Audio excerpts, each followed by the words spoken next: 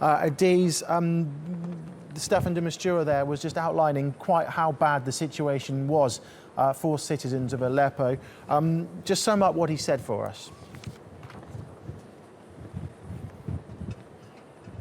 Well, Paul, he started the press briefing by emphasizing how significant is the city of Aleppo in this conflict and how key a role it plays for its resolution. He said that as long as there's no sustainable ceasefire in the city of Aleppo, there won't be one in anywhere else in Syria. So that was just to emphasize how important it is to resolve this crisis in Aleppo right now. And with regards to the Russian military's proposal to provide a 3-hour humanitarian window every day to allow aid convoys going in and out of Aleppo, he simply said that the UN is left out. In his own words, he said that they were not consulted. So essentially this is, as we've said before, this is a unilateral decision by the Russian military. Then the United Nations almost sees it as an imposition. And he went on to say that the 3 hours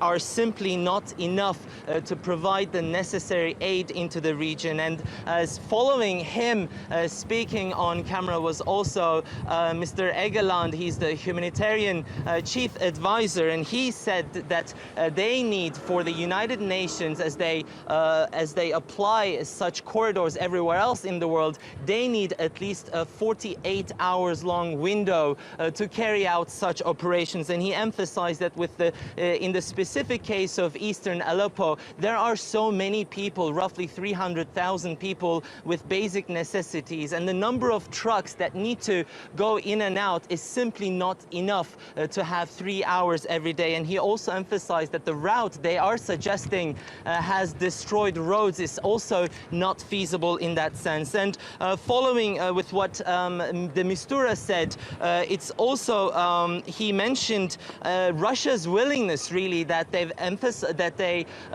expressed these concerns also to the Russian side, and that they were at least willing to listen. So I guess we'll wait and see if the Russian side makes any changes as to their proposal. And secondly, he also counted various names of children, also pronouncing their ages anywhere from 6 to 24. And he said that these people, these children, are stuck in Madaya, and that they need desperate evacuation, and medical evacuation rather, and that the UN is also ready for such operations. And so why on earth, he said, is it not happening? So this was also an important message to emphasize that yes, Aleppo is a key city, and under siege they are facing a big humanitarian crisis, but it's not the only one besieged by the Syrian regime or Russians, that there are other enclaves who are also waiting for desperate humanitarian relief. And lastly, looking at the prospects,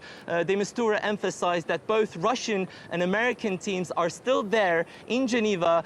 They're continuing with their discussions, which is focusing on the Castello Road, which was the main route going in and out of eastern Aleppo. And when it was taken by the Syrian regime last month, the eastern Aleppo is now under siege, and the Castello Road discussions are going on, and that the UN is supporting these discussions. But finally, he said that the timing is of essence for the sake of humanitarian situation on the ground. Okay, Ediz, thank you very much for that.